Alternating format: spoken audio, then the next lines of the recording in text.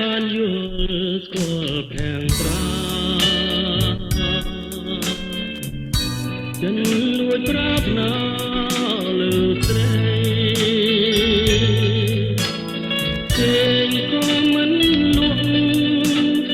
នឹកស្រមៃឃើញតែខាងស្រីព្រមនឹងមេត្រា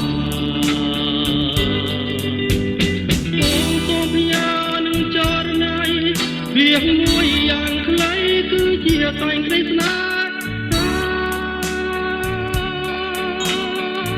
សូមអូនមេត្តា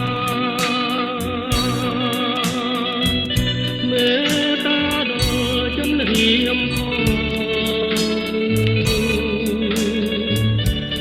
ដែលបំណងបងស្នេហ៍តែបលែ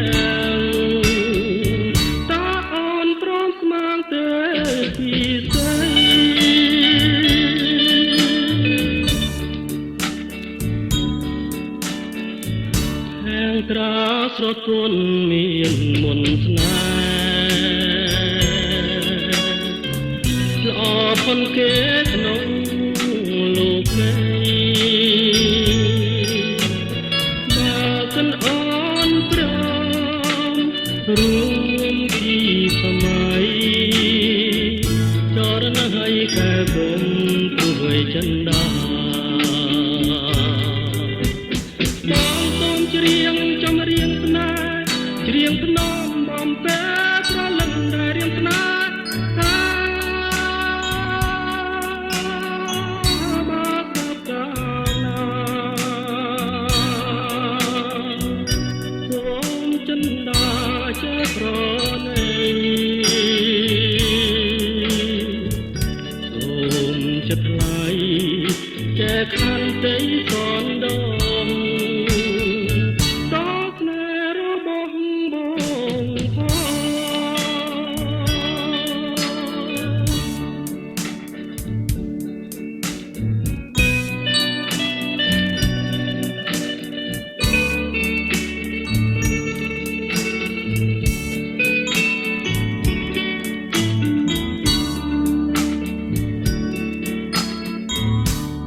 ត្រាស្រទន់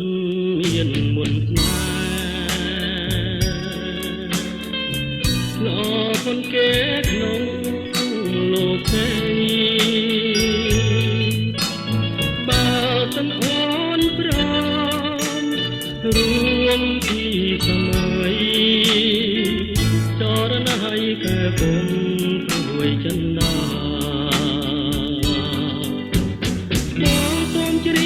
ចម្រៀងស្នេហ៍ច្រៀងភ្នំបំពេប្រលឹងដែលរៀងស្នេហ៍មកដល់កាលណា